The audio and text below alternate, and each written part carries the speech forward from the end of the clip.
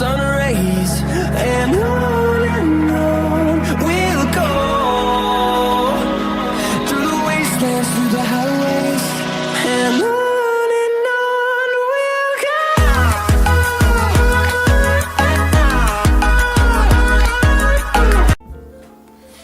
Bonjour Stéphanie. Bonjour Madame Agoumi. J'aimerais bien que tu te présentes, que tu nous dises un peu, tu nous parles un peu de ton parcours en ingénierie de la santé. D'accord. Alors moi c'est Stéphanie Marquesto, j'ai commencé en voulant être pharmacienne. Donc j'ai d'abord tenté le concours de pharmacie, je ne sais pas s'il y a un concours de pharmacie au Maroc aussi. Oui, il y a aussi un concours. Donc finalement je ne l'ai pas eu et j'ai cherché une manière de travailler dans le médicament. Et avec la directrice des études de pharmacie de la faculté de Dijon, j'ai trouvé la formation de Montpellier, qui était très large au niveau de l'ingénierie de la santé, médicaments, etc. Mais je ne connaissais pas du tout la recherche clinique. Donc je suis arrivée à l'IUP Ingénierie de la santé de Montpellier en L3. Et vous connaissiez ce que ça voulait dire l'ingénierie de la santé ? Pour moi, c'était le master médicaments que je voulais faire. Donc pour moi, c'était très clair. Ça serait un master de production de produits de santé. Tout à fait. Avec derrière un master de qualité de produits de santé. Mais finalement, mon parcours a changé. Donc arrivé en L3 à l'IUP Ingénierie de la santé, on a une palette assez large de matières. On fait de la pharmacologie, de la chimie thérapeutique. Vraiment, ça rejoignait mes cours de pharmacie et ça prenait également quelques cours de médecine. Et à la fin de la L3, il faut choisir un master. Et en master à Montpellier, on a le choix entre 5 masters. Le master de médicaments, donc qui s'occupe de la conception des médicaments et la production. Le master de cosmétologie, qui est exactement le même que les médicaments, mais pour la cosmétologie. Un master environnement, pour être à la fin responsable hygiène, sécurité, environnement.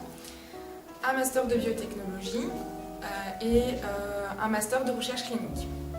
Et donc moi, je ne connaissais pas vraiment la recherche clinique, donc j'ai décidé de faire un stage à l'hôpital pour connaître le métier d'attaché de recherche clinique.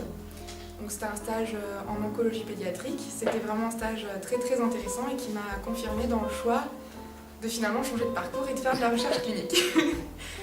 Donc je suis rentrée dans le master 1 recherche et développement clinique. Donc ici à l'IUP Ingénierie de la santé, c'est très focalisé sur le métier d'attaché de recherche clinique. On ressort avec le diplôme d'attaché de recherche clinique, mais on ne fait pas de data management en première année.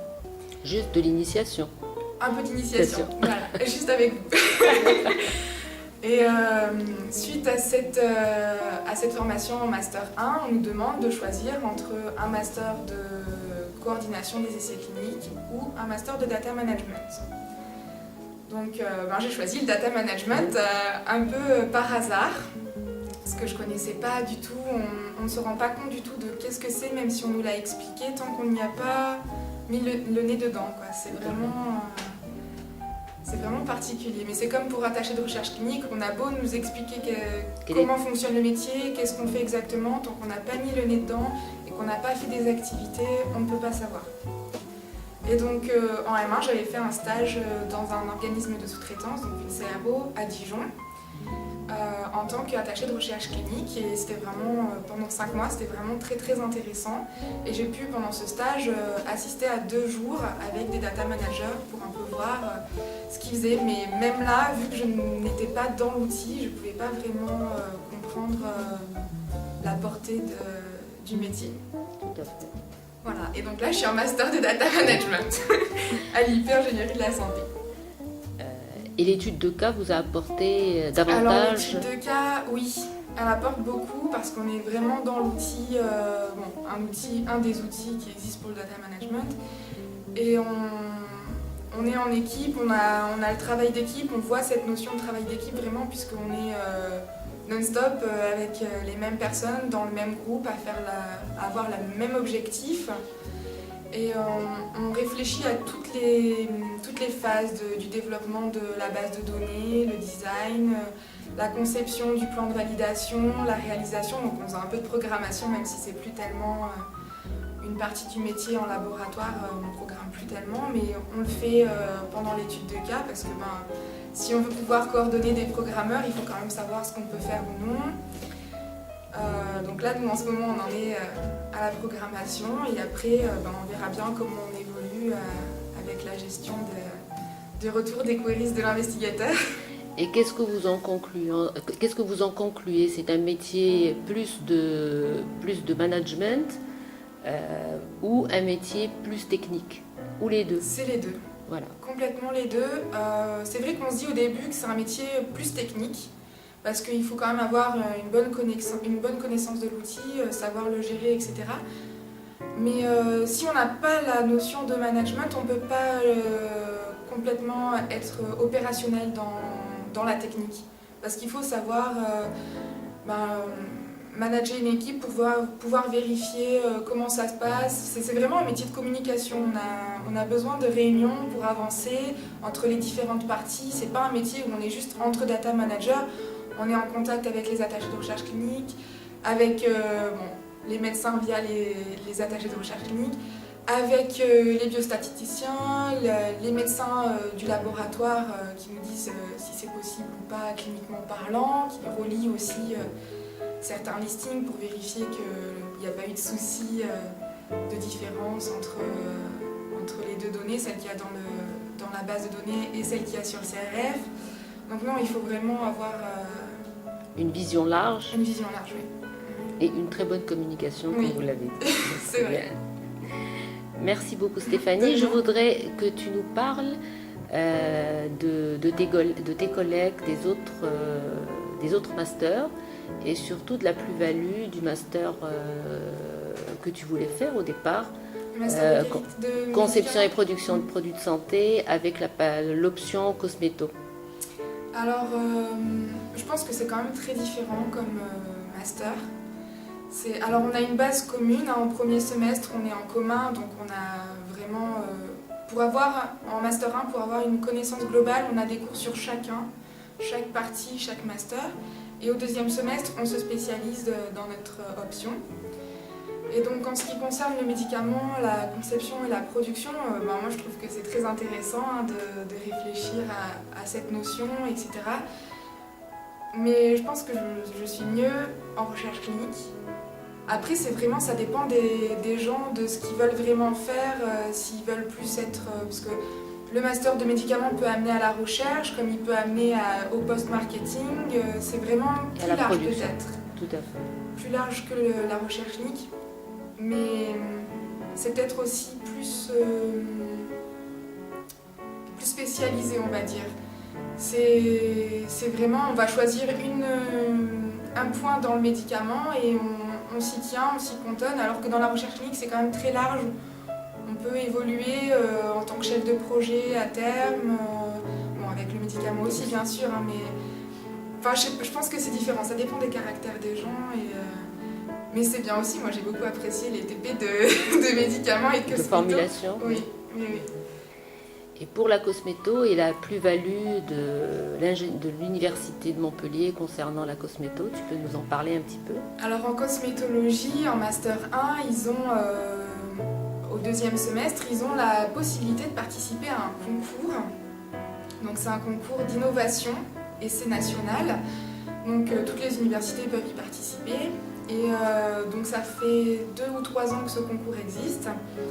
Et dans les 2 ans, les étudiants de Montpellier ont été finalistes et ont même eu, il y a 2 ans, ils ont eu la première et la 3e place. Et l'année dernière, ils ont eu la 3e place. Donc c'est vraiment un concours qui permet de les mettre en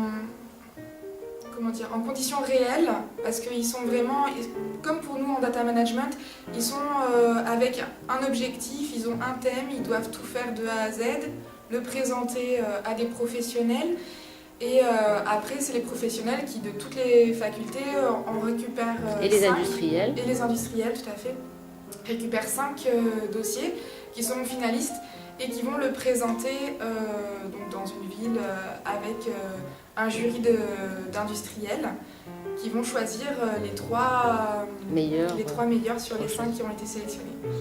Et ils aboutissent jusqu'au packaging avec leur boîte. Oui, jusqu'au packaging. Depuis la conception de la... Avec le marketing aussi. Avec le marketing. Oui.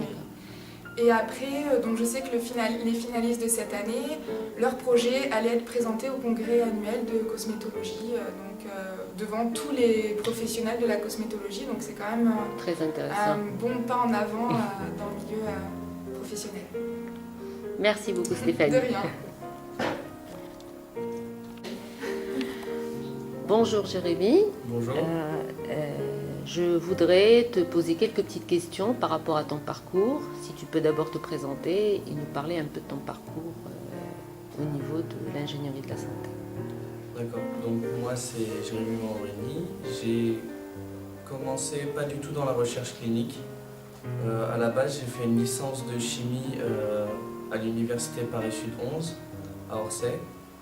Je ne savais pas trop ce que je voulais faire quand j'ai commencé mes études, donc j'ai commencé avec ça après mon bac scientifique. Arrivé en fin de licence, je me suis dit que je ne voulais pas faire de recherche et la faculté Paris-Sud 11 est essentiellement recherche. Du coup, j'ai commencé à me renseigner sur mon orientation possible. Je cherchais quelque chose qui alliait en même temps les capacités scientifiques et aussi le management. Étant donné mon côté chimiste, je ne voulais pas perdre donc cet atout-là. Je me suis tourné vers la santé. Très bien. J'ai vu les formations que proposait Montpellier, mais je n'ai pas intégré directement Montpellier. Je suis parti moi faire mon M1 à Grenoble, qui ont aussi une formation ingénierie de la santé, mais beaucoup moins poussée qu'ici. Donc là-bas, j'ai pu étudier de l'épidémiologie, un petit peu de connaissances sur la recherche clinique et en même temps beaucoup de qualité. Donc à la fin de mon M1, où j'ai pu faire un stage de 2 mois dans la biostatistique, donc l'autre côté de la manipulation des données, après qu'on les ait fournies. Je me suis intéressé donc à la recherche clinique et au métier d'attaché de recherche clinique qui est souvent plus connu que le data management. Et donc je me suis renseigné avec mon stage en biostatistique, j'ai vu que le data management pouvait me plaire. Donc je me suis lancé et je me suis inscrit en M2 À Montpellier. à l'IFU de Montpellier. Donc là du coup je suis étudiant ici. C'est un métier qui touche à beaucoup d'aspects et c'est vraiment ce que je recherchais quand j'ai voulu me réorienter. Parce qu'en même temps, on a du relationnel puisqu'il faut, on est en contact avec énormément de gens, toute la partie statistique, les médecins, les attachés de recherche clinique, en même temps les pharmaciens. Et c'est aussi un métier qui demande l'aspect technique. Et c'est ça qui m'a poussé en fait à faire cette formation plutôt qu'une formation d'attaché de recherche clinique, puisque le data management touche beaucoup à ce qui est aussi du métier d'attaché de recherche clinique et en même temps il a une plus-value sur le côté technique, donc c'est ça qui m'a intéressé. Très bien.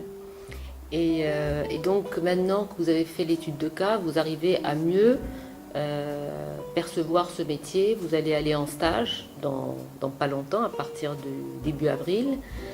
Qu'est-ce que vous pouvez nous dire de ce métier sur le plan organisationnel, managériel? C'est pas que du technique, c'est aussi il y a beaucoup de méthodologies que vous avez appris. Qu'est-ce que vous percevez de ce métier? Comme on l'a dit, c'est un métier donc déjà très réglementé, donc il faut savoir les règles en vigueur et s'y tenir, c'est très important puisqu'on manipule quand même des données de patients. C'est des données sensibles. Oui. C'est des données sensibles. C'est très organisé, il faut énormément de réunions, de contacts avec les gens, c'est du travail d'équipe. Comme on peut le voir dans l'étude de cas. D'ailleurs, l'étude de cas, c'est un peu la force aussi de ce master par rapport aux autres formations qui sont proposées autre part. C'est qu'avant d'intégrer notre stage de fin d'études de 6 mois, on applique réellement ce qu'est le métier. Et toutes ces étapes. Toutes ces étapes, donc on voit tout surtout dans cette étude de cas, on travaille en équipe avec tous les membres de la formation. On essaye d'intégrer tous les aspects, de l'aspect réglementaire jusqu'à donc technique, Managériale, de managérial. communication. Donc c'est vraiment un métier qui intègre beaucoup d'aspects et il faut avoir beaucoup de compétences et c'est ce qui rend le métier intéressant. Et d'ailleurs, ça répond à votre réflexion d'orientation quand vous étiez en licence de chimie. Vous vouliez un métier Exactement. qui a un côté scientifique et un côté managérial. Exactement. Donc c'est pour ça que je me suis lancé ici et que ça m'intéresse parce que c'est vraiment ce que je recherchais comme type de métier. Merci, Jérémy. De rien.